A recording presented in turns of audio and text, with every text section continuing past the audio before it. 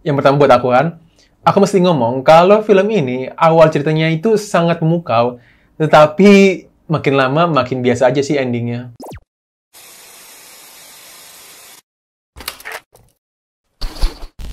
Hai and welcome to Deep Flick, bareng gue Rabi dan di belakang kamera ada Hani. Di program Deep Series.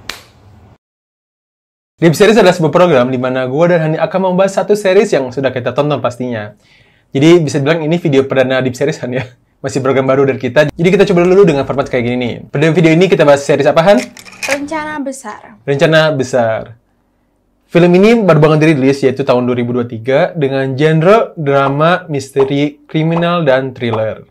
Saudara film ini yaitu Daniel Rifki. Beliau ini beberapa film yang aku tahu itu ada 99 Nama Cinta, Rentang Kisah, Marriage, filmnya G, Father and Son, Meet Me After Sunset.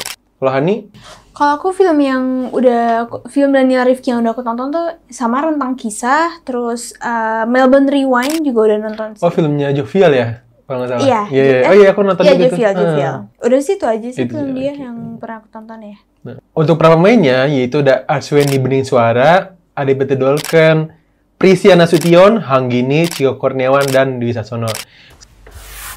Kita udah berapa kali ya bahas Arswendi Bening Suara ya kayaknya. Iya, benar. Oke. Selanjutnya kita akan masuk ke segmen Deep Facts. Di segmen ini gue akan memberikan beberapa fakta mengenai series ini. Yang pertama, cerita film ini berdasarkan novel yang berjudul sama nih Han, yaitu Rencana Besar, yang dikarang oleh Sugaida. Kalau yang belum tahu, Sugaida itu adalah seorang penulis novel, yang novelnya itu selalu berhubungan dengan thriller dan kriminal gitu sih Han. Fakta yang kedua, film ini adalah film pertama Daniel Rifki yang mempunyai genre thriller. Iya sih Han, kalau aku lihat kan film-film sebelumnya kayaknya lebih ke drama Han ya. Dan baru inilah yang ada kriminal dan thrillernya itu ya baru film ini sih. Tidak seperti biasanya, pada video ini Hani tidak akan membacakan sinopsisnya, tetapi pada video ini gue yang akan memberikan storyline-nya aja Han ya. Jadi bagi yang belum menonton silahkan skip bagian ini karena gue akan langsung membahas storyline-nya. Cerita ini dimulai dari adanya sebuah bank yang bernama Universal Bank Indonesia. UBI ini adalah sebuah bank yang dipimpin oleh Surya Nawasena yang diperankan oleh Arswendi Bening Suara. UBI ini bank yang besar, bahkan saat krisis 98, bank ini berhasil lolos dan tidak bangkrut seperti bank-bank lainnya. Lalu pada suatu hari, ada sebuah kasus kehilangan uang senilai 17 miliar di bank ini. Hilangnya uang 17 miliar rupiah ini memang jumlah yang sedikit buat UBI, tetapi menjadi masalah besar ketika berita kehilangan ini muncul di publik dan membuat para nasabah-nasabahnya ingin mengeluarkan uangnya dari UBI. Makarim, seorang polisi yang ditugaskan untuk menyelidiki kasus tersebut, melihat banyak keanehan. Makarim akhirnya menemukan sebuah bukti yang mencurigai bahwa pencurian ini dilakukan oleh pihak internal UBI itu sendiri. Dugaan Makarim benar. Pencurian ini memang dilakukan oleh para karyawan UBI, yaitu Rifat, Ayumi, Reza, dan Amanda. Di sini diperlihatkan bahwa motif dari pencurian uang ini bukan karena ingin uangnya aja, tetapi tujuan mereka itu lebih besar dari itu. Akan diperlihatkan motif dari keempat karakter ini. Dan usut punya usut, ternyata semua motif ini ada sangkut pautnya sang komisaris, yaitu si Surya Nawasena. Karena merasa ada keanehan lain, Makarim pun jadi mencurigai sang komisaris. Dalam penyelidikannya, Makarim justru dihancurkan karirnya saat ingin menyelidiki Surya Nawasena. Akhirnya, Makarim bergabung dengan Rifa dan kawan-kawan untuk menjatuhkan Surya yang kejam. Makarim dan komplotan Rifat akhirnya membuat sebuah rencana besar untuk menjatuhkan si Surya ini. Itu dia storyline dari series Rencana Besar. Sekarang kita akan masuk ke pembahasan POI. Yang pertama buat aku mesti ngomong kalau film ini awal ceritanya itu sangat memukau, tetapi makin lama makin biasa aja sih endingnya. Disclaimer, ini personal opinion aku, ini opini pribadi. Kenapa aku bilang gitu? Karena di awal aku suka banget dia yang perencanaannya yang begitu rapih, perencanaan yang begitu detail, terus ternyata motifnya itu nggak cuma uang nih yang dicari, tapi ternyata ada plot dan masing-masing karakter ini punya motif. Kenapa pengen banget menjatuhkan si Surya Nawasena ini. Tetapi aku kurang suka dengan endingnya. Gini, mungkin aku tahu kalau cerita ini itu berdasarkan dengan novel, tapi buat aku rada kurang aja sih endingnya. Kenapa? Karena di awal-awal yang begitu dia memperlihatkan rencana yang begitu rapi dan begitu detail, diakhiri dengan apa kan ya? Dengan kekerasan jadinya. Iya nggak sih? Iya sih, bener. Sama menurut aku ide dan strategi dari si rencana komplotannya ini tuh udah bagus, udah rencana besar lah gitu. Iya, rencana besar. Ini spoiler sih untuk menjatuhkan si komisarisnya gitu. Tetapi di ending aku nggak setujunya adalah kenapa mesti balik ke demo dan pakai kekerasan. Ini spoiler, mungkin buat yang udah nonton ceritanya pasti tahu kalau di ending ada adegan penjarahan ke rumahnya si Surya. Iya. Dan menurut aku kenapa harus melakukan itu penjarahan kan dengan datang ke rumahnya, terus demo segala macam masuk rumahnya, nangkap si Surya. Menurut aku tuh itu udah pakai cara kekerasan lah gitu. Dan aku ngerasa ekspektasi aku mungkin ya terhadap, aku tidak baca novelnya, jadi aku hanya nonton seriesnya, dan ekspektasi aku terhadap series ini adalah mereka akan menyelesaikannya dengan rencana yang lebih elegan tetapi menusuk gitu dibanding pakai kekerasan. Atau nggak ditambah plot twist lagi gitu ya? Iya, mungkin ini kalau ngebandingin ya dengan film pencurian lain lah gitu, seperti Mencuri Raden Saleh gitu kan.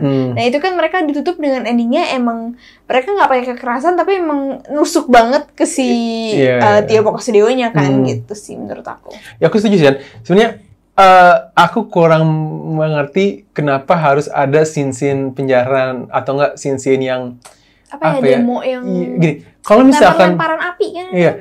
Aku kalau misalkan sebatas demo doang, aku masih setuju karena itu kan sebuah aspirasi rakyat lah ceritanya gitu ya. Tapi kalau sampai lu paksa masuk terus lu berantem pukul-pukulan, buat aku itu menghancurkan image di awal film nih. Iya. Itulah kenapa aku bilang kalau awalnya itu memukau tapi di endingnya biasa, karena dengan konsep yang dibikin lu tuh jenius, yang lu tuh pintar, diakhiri ya dengan kekerasan. Iya gitu. Jadi buat aku tuh kayak intinya tuh ya di sini apapun masalahnya ujung-ujungnya otot gitu. Iya. Bukan dengan kepintaran, bukan dengan hukum segala macam. Dan aku juga setuju dengan yang penjarahan gitu. Buat aku akan lebih suka kalau misalkan lu ngasih alamatnya tuh ke polisinya aja gitu. Langsung ngasih ke Dwi Sasononya aja, Makarimnya ini. Alamatnya ini, tangkap. Jadi begitu di Surya Nawasena ini datang, langsung ditangkap gitu. Buat aku asa kurang etis aja sih ketika lu mengirimkan alamat pribadi, doxing lah istilahnya zaman sekarang. Terus lu merekomendasikan lu menjarah gitu. Syukur-syukur kalau lu menjarahnya itu cuma satu rumah ini. Gimana kalau misalkan di kenyataan lu melakukan hal yang sama, efeknya itu bisa melebar gitu. Iya, jadi kayak rencana besar mereka sia-sia nggak sih? Iya, rencana besar itu kayak sia-sia aja gitu. Maksudnya dengan konsep yang rapi segala macam itu hilang gitu aja gitu. Kalau mau kayak gitu, ya udah dari awal nggak usah pakai buzzer lah segala, nggak usah pakai ini, maksudnya dari awal demo aja udah. Iya gitu, maksudnya dari awal aja lu sebar, dari awal aja lu gitu. Ya buat apa lu panjang-panjang mikirin, wah gimana cara masuknya, gimana cara ngambil duitnya gitu, itu ya sia-sia aja gitu sih. Kan itulah kenapa aku bilang gitu. Tapi sekali lagi ini disclaimer, ini personal opinion. Mungkin ada yang berbeda pendapat, silahkan komen di bawahnya ya. Yang kedua dari akuan, mungkin emang pemain-pemainnya emang pemain senior lama kali ya. Karena actingnya yang bagus, jadi ya udah gitu. Tidak ada yang bisa dibahas, ya nggak sih? Iya sih, bener. Karena ya pemainnya pemain well known lah, gitu. Ya kan kayak Adipati Dolken, Hanggini, Ciko Kurniawan, Dwi Sasono. Iya. Tapi menurut aku di sini Hanggini lumayan berbeda. Jadi ternyata Hanggini nih, selama ini aku nonton dia kan, dia sempat main sinetron ya kalau nggak salah. Iya, terus kalau nggak salah. dia mainnya maksudnya GSNA. Ya, romance. Ya, romance sama Firework kan pas itu kita nonton. Iya, dan juga ternyata Hanggini nih kalau dikasih kesempatan untuk dapat peran yang berbeda-beda, dia lumayan stand out loh. Dan aku lihat dia tuh tipe yang lebih dewasa nggak sih, An? Iya. Yang aku nggak tahu sebelumnya kayaknya aku lihat kayak maaf ya kayak masih remaja yang penuh dengan cinta-cintaan atau nggak problematika remaja lah gitu. Tapi aku lihat di sini Hanggini tuh dia yang kayak literally kayak orang dewasanya gitu yang dijaga. Benar-benar. Jadi mungkin kita taunya dia waktu dia masih remaja kan. Iya, iya. Dia nggak banyak ngambil film yang apa ya, jauh dari romance. Yang aku seneng dia kemarin main Para Betina Pengikut Iblis. Dan dia mulai kelihatan terus main ini. Oh ternyata dia tuh skill actingnya tuh bagus banget. Sih, gitu. Keren sih dia. Gitu. Ya tapi kalau kayak Adipati Dwi Sasono dan Prisia Nasution, Arswedi Bening ya, as always bagus lah. Bagus gitu. Jadi karena emang bagus, jadi kita bingung juga bahasnya. Ya udah bagus gitu, udah gitu. Justru karena kalau kata kamu bilang kan, kalau misalkan justru karena kalau actingnya jelek, baru dipertanyakan nih. Iya, benar. Tapi justru karena ini bagus, jadi ya bingung mau dibahas apa gitu. Iya. Tapi Arswedi Bening keren sih acting jahatnya. Iya, dia emang selalu gitu ya, jadi bapak-bapak jahat tau gak sih? Iya, dia kan kalau nggak jahat, tegas gitu. Ya, as always sih, Arswedi Bening Suara. Kita udah beberapa kali kan bahas-bahas film dia tuh. Dan selalu memorable sih acting-actingnya beliau gitu. Terus mungkin aku mau ngomongin plot twist-nya kali ya, Han. Kalau dari segi plot twist, ya aku cukup suka dengan plot twist-nya sih, Han. Kalau ternyata, semua ini tuh bukan masalah uang. Semuanya ini punya motifnya masing-masing. Dan buat aku pribadi, Han ya, semuanya ini motifnya tuh sebenarnya sama-sama kuat sih, Han. Kalau buat aku ya, kayak Adipati Dolken si Rifat, dia ini motifnya kan, ini udah spoiler alert ya, motifnya kan gara-gara dia melihat tidak keadilan, dan ayahnya kan dulu sempat bersinggungan dengan si Surya ini kan. Dan ketika ayahnya pengen ketika ayahnya pengen mengumbarkan fakta, dia malah dibunuh kan dengan racun gitu. Terus dengan Prisia Nasution yang ternyata kasus 98 itu yang menghabiskan kakaknya, dan ternyata emang Surya Nawasena ini juga di belakang kasus itu kan, 98 tuh juga ada perannya dia gitu. Terus dengan Anggini yang ternyata si Surya ini jualan bubuk susu gitu ya, susu putih. Dan juga ya Ciko Kurniawan, ayahnya yang di penjara juga gara-gara Surya. Jadi plot twist-nya itu aku cukup suka karena ternyata tanpa mereka sadari, mereka ini masing-masing punya motif yang kuat yang saling berhubungan dengan si Surya ini gitu. Jadi at least ada keluarga mereka yang terluka ataupun harus terenggut nyawanya gara-gara si Surya ini gitu. Itu sih aku cukup suka sih dengan plot motifnya gitu kan. Iya sih, tapi bagi aku pribadi ya, beberapa motifnya masih belum kuat. Mungkin gini, Ciko, iya bapaknya ternyata dulunya juga punya bank, terus bangkrut, dituduh korupsi dan lain-lain. Tetapi kan Ciko tahu itu setelah dia melakukan rencana besar. Jadi itu bukan motif utamanya gitu. Dia motif utamanya dia pengen ikutan komplotan ini ya kayak karena dia bosan dengan kehidupannya. Terus dia ngerasa ini kayaknya banyak keanehan deh gitu sebagai seorang IT ya. Jadi aku merasa motifnya Ciko juga nggak kuat-kuat banget. Itu cuman di ending ternyata bapaknya juga pernah bekerja sama ya gitu. Itu cuman tambahan doang, bumbu-bumbu doang itu menurut aku pribadi ya. Terus kayak sebenarnya menurut aku pribadi justru motifnya mereka tuh kurang kuat sih. Yang kuat menurut aku mungkin cuma Rifat karena dia juga ngelihat teman-temannya ya jadi korban gitu.